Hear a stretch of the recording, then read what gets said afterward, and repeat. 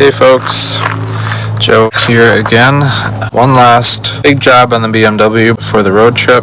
We're going to be replacing the valve cover. So we got the cover down here, and I will show you what we got going on. This is my car's shop.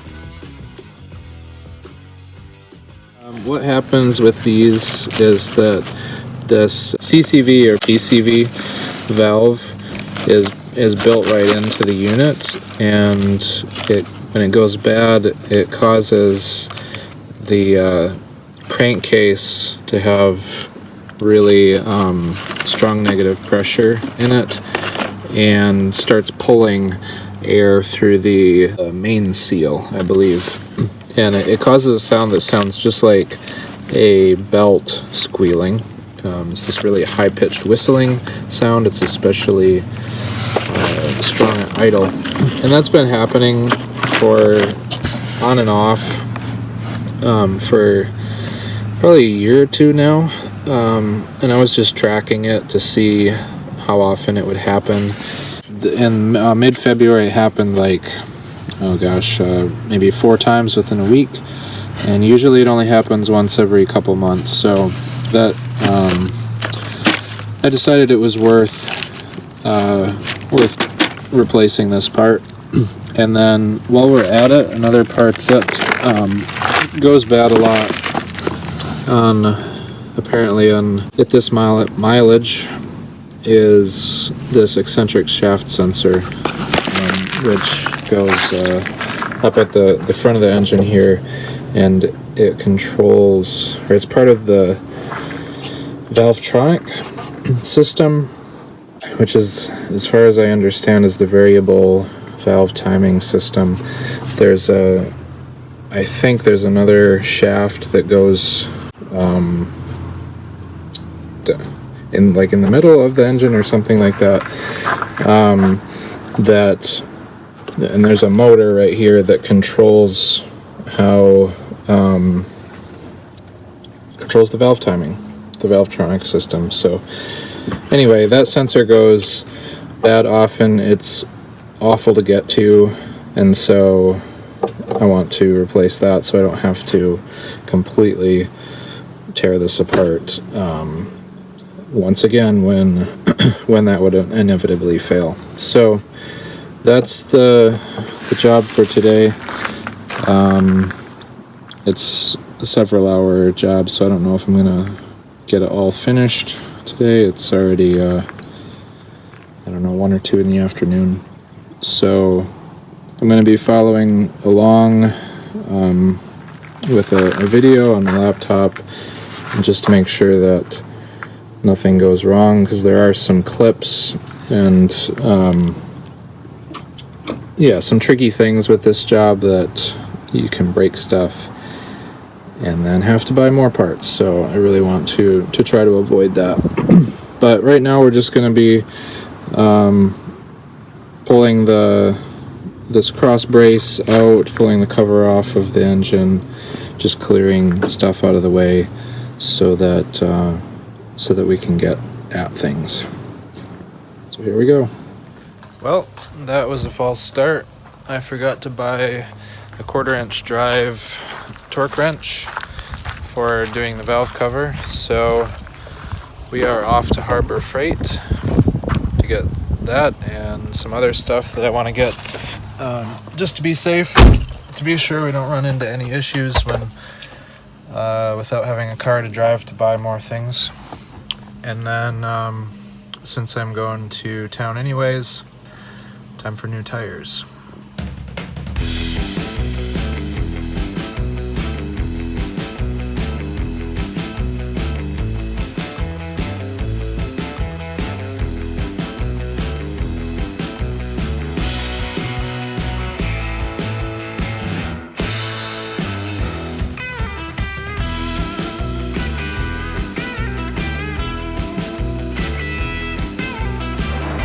Alright, got the new shoes with Continentals again. Last ones lasted 8 years. Not all when I had the car. I've only had the car for 3 years. set. Now, apply some tools. Alright, we got a 1/4" drive torque wrench. I'm hoping it's going to be accurate. Online reviews said it was pretty good. We got some crow's feet because with the eccentric shaft sensor, you have to get down in there with the torque wrench to put that on properly. We got some 1/4" drive e-torques sockets because some of these spaces in there are pretty tight, and I'm a little bit concerned about not being able to fit 3/8 in there, but that's probably not necessary. It's just my paranoia.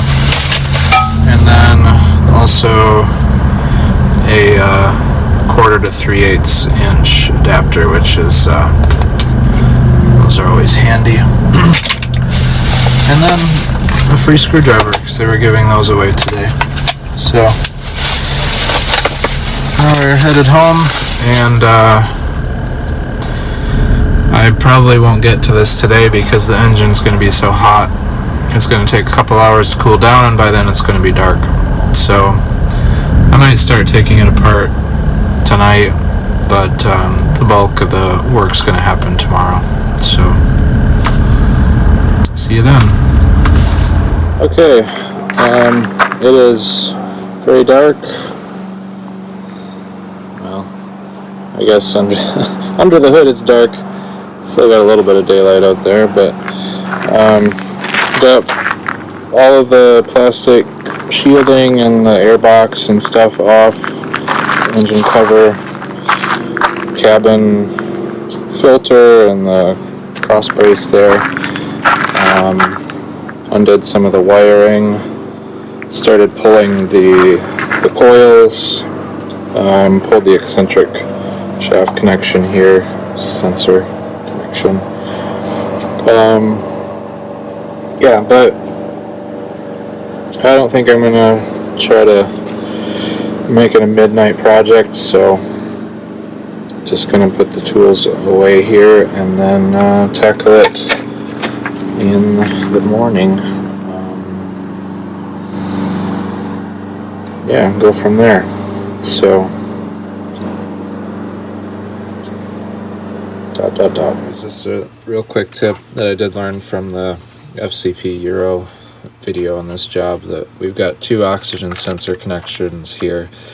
A common issue that people run into with this job is that they flip the connections accidentally when they put it back together, and then it runs like crap when they start it again. So before you take it apart, you can label which ones go with which connector using a couple of zip ties. So there will be no doubt when I put this back together that these two connect. Alright, I definitely would suggest, if you're going to do this job, to pick up a set of picks. You can see there are these little clips right here that you have to pop off that connect to the injectors to get this this wiring loose, and picks are very, very handy for that, to be able to get underneath there and kind of pop those or get them loose. So much easier than using a screwdriver. There we go, now you can see them better. And these, you got to be careful not to have them go flying so you lose them, but these can just be popped back into place. And as far as I know, you can just press these connections back down in, there we go, when I put this back together, and they will latch again. Be careful here not to lose that one. Alright, that stuff's pulled out of the way. Now I'm going to tackle one of probably the part of this job that I dread the most, is getting this vacuum hose off the back of this. There is a risk of, if I break that connector, that we've got to pull the whole intake off and replace that hose, which would just be not good. So here we go. Okay, victory. Came off. It's not too bad. Took a few minutes, but I was able to basically kind of push down on this and get this bottom clip where my thumbnail is here, get that one to pop a little bit, and then kind of push upward again here and just get the end of a pick under that to very, very gently pop off this top clip, and then the whole thing was free. So one more step. The procedure on this, well, apparently there are two different ways to do this, to remove this eccentric shaft motor. Is you can put it into service position with the computer, which I could do. I think my computer would handle that, but the other way of doing it is just manually. So I've got a, what is this, T25 Torx, and I'm going to turn this all the way clockwise, if I remember right, until I hit resistance, and then start backing out these two Torx bolts in here. And there's a worm drive inside here. So as I back out these bolts, I'll be able to start to turn this counterclockwise, and it will back this motor out. All right, here we go. Eccentric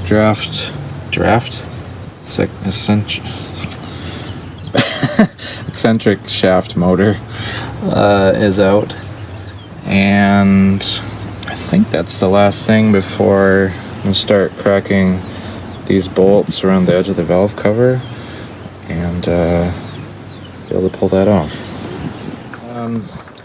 Next step is going to be to pull this eccentric shaft sensor out, and then interestingly, all of these the spark plug or the coil tubes stayed in there, so I got to put those in the new valve cover before putting it on, and then we'll have to clean up the gasket surface, make sure that's all good, and then put it back together. It's worth noting for this eccentric shaft sensor that you have to pull these bolts out just enough to get them out of the engine. I guess this might be part of the block. Probably not. But not enough so that they fall out and fall into the engine. So this is definitely a kind of a sketchier part of the job as well. Just be very careful. There's two here, and then there's one that can be accessed with a socket through here. And so, yeah, just take it slow, and then I'll be able to pull that out and get the new one in there. All right, here's a comparison between the two. It is worth noting that these bolts are captured in there, so that does lessen I mean, they can be threaded out as far as I can tell, but it does lessen the chances of them falling in the engine. And you can see this, the original here is by VDO. This new sensor, even though it is a Continental, is OE. VDO and Siemens, I believe, was bought by Continental since this car was made. So this is not a BMW stamped sensor, but it is literally the exact same thing, because instead of buying it from BMW, I just bought it directly from the manufacturer who makes it for BMW. Exact same part. It might have different badging on it, but it's a good way to save. In this case, I think I saved like $200 by going direct. So And all this is through FCP Euro. They label it on their website what the parts can be genuine BMW, or they can be OE or OEM. Buying OE is a good way to save some money while still using quote genuine BMW parts. Okay, so I had looked it up before. I've got the new sensor in here. The Eccentric sensor torque values are 10 Newton meters. So I've got that converted to 88 inch-pounds on the torque wrench here, and then I've got a conversion from quarter to 3/8, and then this crow's foot here, so we'll be able to kind of snake down in there and torque these to the proper value. Alright, so I went over it, all the gasket surfaces, which is around here, around the spark plugs and the eccentric motor here. Went over it with the rag and some brake clean, and I'm gonna go over it again with a clean rag before we put the new cover on there. But now I'm gonna go prep the cover. Okay, so here's the new cover. I took the oil fill cap off the other one, put it on here. Now we just need to put these things in, which they just kind of drop in, and then I pull them through. You can hear them snap into place like that. And yeah, so we'll just do that, those 6. And then when I go to put this in, it's going to be important because this gasket surface, or this gasket, needs to be seated really well before I drop it in, so that it meets with all the surfaces properly and doesn't get pinched or is off center or something stupid. And I think I'm also probably gonna just run a rag over it quick, just to make sure it's good and clean, and then we'll try to snake this thing in there. Okay.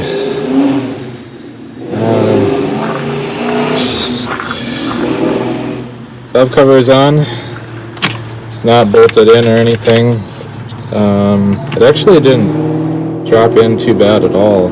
The trick was to angle it down that direction, so that we could get over top of the I think it's called the eccentric shaft tower back here. Get it down in there, and then the front of it dropped right down perfectly, and it's not bad. So I'm going to take a break now and get something to eat, and then I'll come back, and all these have to be torqued down to spec as well. I believe those are 8, well actually it says right on the cover 8.6 plus or minus 0.6 Newton meters. I don't know if my torque wrench is accurate to 0.6, but better than nothing. And yeah, then just start getting stuff hooked back up. So good deal. Okay, this is all torqued down. I did do it tried to do it in a crisscross or outward spiral pattern. I don't know what outward spiral means when they say that, but yeah, I tried to go across from the center outward, and then also, of course, hit these middle ones, and then went around, triple checked all of them once everything was tightened down, because as you tighten things down, other ones come loose. So everything's tight. Next step is going to be to get that eccentric motor in there. Grab that real quick. So I believe the MO on this is just going to be to stick it in there, and then I can turn the shaft like I did before, and it will actually draw itself in. As you can see in there, there's a little gear that it meshes with, and then this is torqued down, I believe, to the same spec, 8.6. Well, let me see.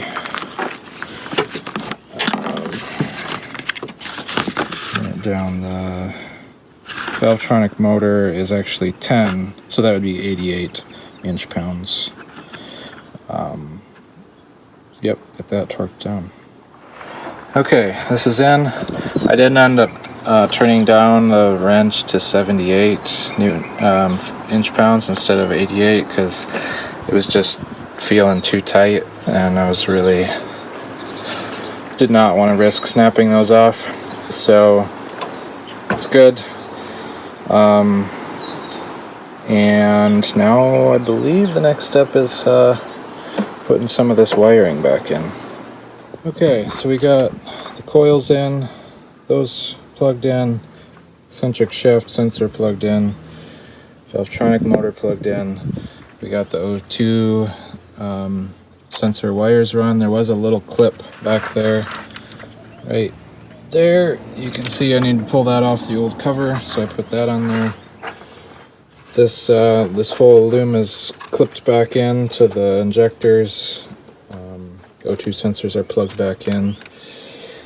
And next step, I need to hook up these two wires, I believe, and then I gotta crawl into the trunk and hook the battery back up.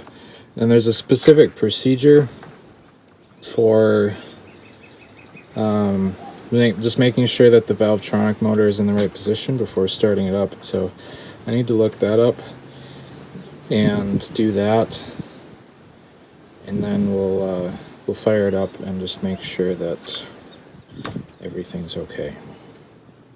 Okay, so the procedure is that you back out counterclockwise the eccentric motor until you feel resistance. So that's kind of at its stop limit.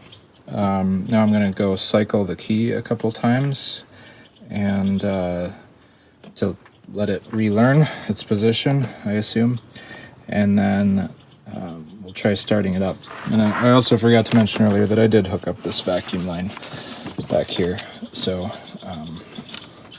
if you were wondering that, won't have a massive vacuum leak when I start this up. So all right.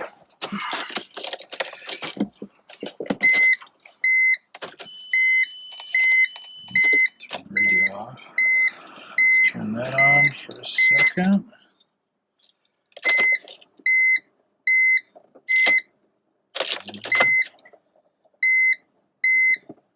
Feel things or hear things clicking under the hood. Once more. We got no magic smoke, which is good. Alright, it's gonna chug a little bit, I think, because it's gonna take a second for it to relearn. So it's normal that it's gonna run a little rough.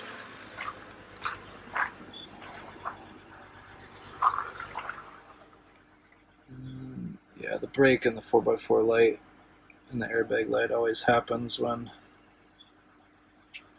I disconnect the battery.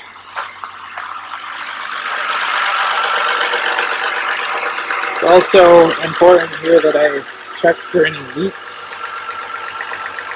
So I did let it run for a little while. It was still not quite right, and this check engine light came on, service engine soon. I grabbed my scan tool, and we've got a cylinder 6 misfire. So my guess is that, I'm not sure which cylinder 6 is, but my guess is that I don't have one of the coils hooked up properly. It's probably not seated all the way.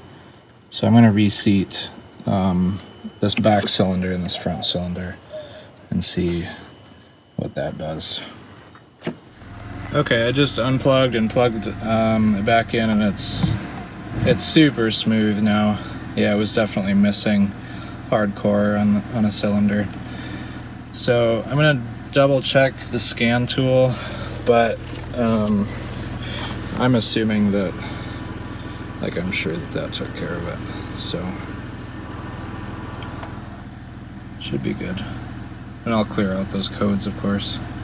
So one of the things that they did in the FCP Euro video is that they looked at the fuel trims after doing this job. So I pulled up the OBD2 data, looking at the live data here, and looking at the fuel trims, and it looks like it's, well, they were saying it should trend towards 0 to make sure that you don't have any vacuum leaks. I've seen it range, well, when I first started this it was in the 3 to 4%, and now you can see the short trim at least is towards 0, so I would assume that is correct, but honestly don't 100% know what I'm talking about there, but it's running super smooth now, like it should be, so I'm not going to be too worried about it. And I'm not getting any more codes. No more check engine light, and like I said, the 4x4 and the brake and the airbag lights will go off once I drive it. So time to start putting some of those covers back on now. Alright, I just took it for another short drive. Gave it a quick look over. Still, running good. No dash lights. Running real smooth, so I think we're good to go. I'll take it for a little bit longer drive in a minute, but yeah, consider that the job done. There's I'll flip you around here. I think the next jobs are going to be to replace this overflow or expansion tank. I don't know if you guys noticed in the background of the video, but it does leak some coolant there, so I've got one of those ordered. It'll be here in a couple of days. I also noticed, well, this has been a long time coming, but this plastic piece up here is pretty deteriorated, so I may replace that, but neither of those are super, do or die things. I'll have for the long trip, I'll have this this tank in the car with me, so if something disastrous does happen, I can switch that out. But anyway, thanks for watching, and catch you next time.